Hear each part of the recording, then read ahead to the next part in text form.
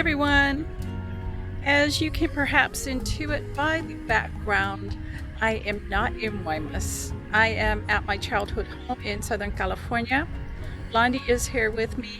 My dad is recovering from a broken femur, and we are up here to lend a hand when we can.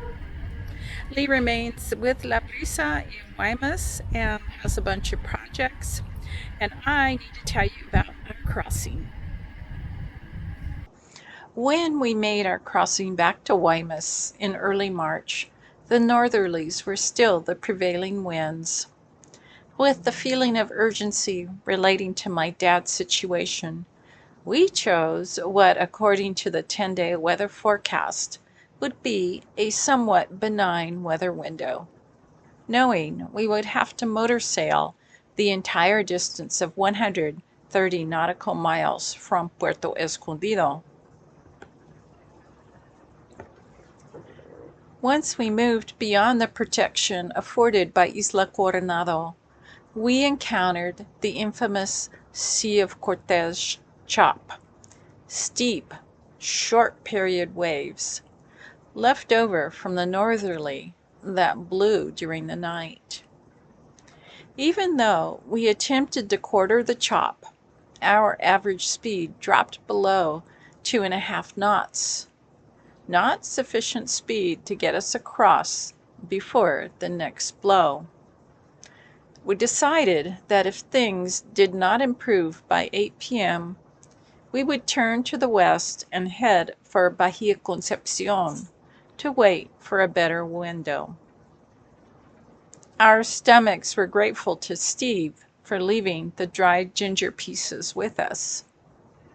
By 6 p.m., things improved with an assist from the wind, bringing our average speed back up to 5.5 knots. By morning, the mainland was in sight and the seas were calm.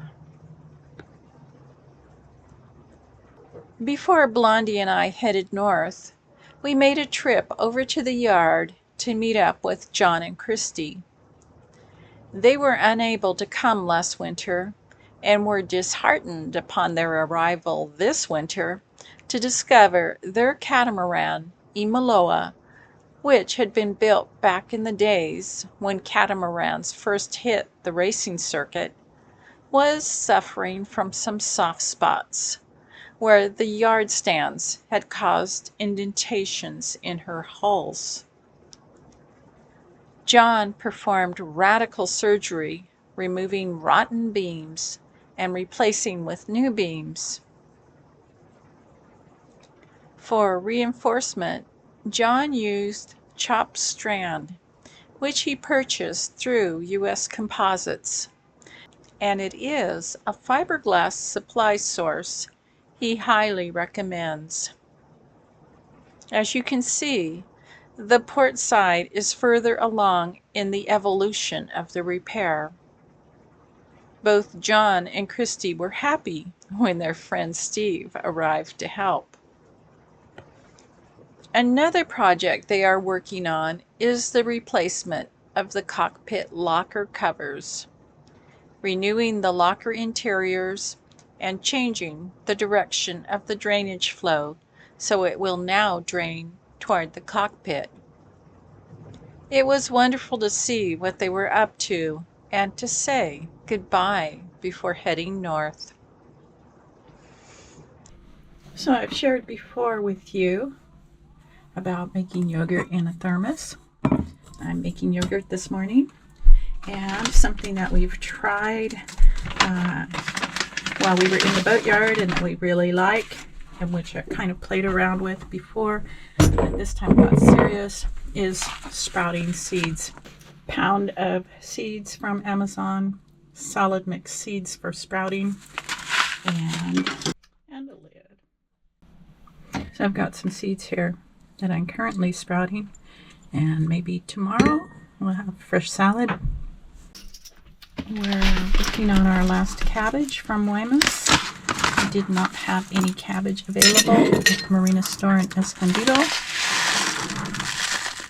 And we have yet to go to the little market here in Agua Verde.